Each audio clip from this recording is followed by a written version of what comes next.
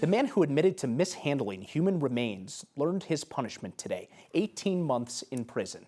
Thanks for joining us this Monday evening. I'm Mark Salinger. I'm Alexandra Lewis. The former funeral director was trusted to take care of loved ones.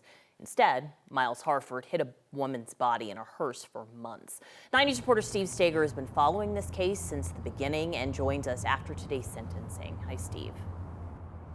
Hi, Alex. There is odd irony here in that the 18-month prison sentence that Miles Harford was sentenced to today is the same amount of time that he kept Christina Rosales' body in a hearse in the backyard of a home covered in rugs to hide the sight and the smell. Police found her body and more than 30 cremated remains scattered around that home as Harford was being evicted in February of 2024. Since then, we've talked to a number of families with stories about strange instances around Harford's business, Apollo Funeral and Cremation, including families who'd prepaid for funeral arrangements only to find that their money was gone. He gave some families other people's remains instead of their loved ones. And today, Harford's attorney blamed the failure of his business on his raging alcoholism and a sense of burnout from being a funeral director. Christina Rosales' husband told us he's just relieved that this process is over and was pleased to see Harford walked away in handcuffs.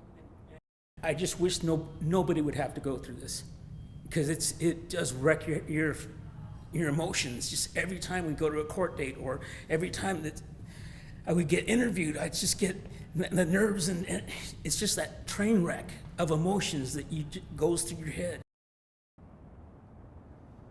Now, both sides are still working on restitution in this case to get some money back to the victims who were named, the many victims who were part of this case against Miles Harford. We should also mention that he's facing a theft charge out of Arapahoe County. It's unrelated. It's involving a new employer after his funeral business. He's accused of stealing from a new employer in her business. But for now, we're live in Denver. Steve Stager, 9 News. Steve, it's hard to believe it took this type of mistreatment of human remains to finally get some oversight in place and some new regulations to change the funeral industry to come.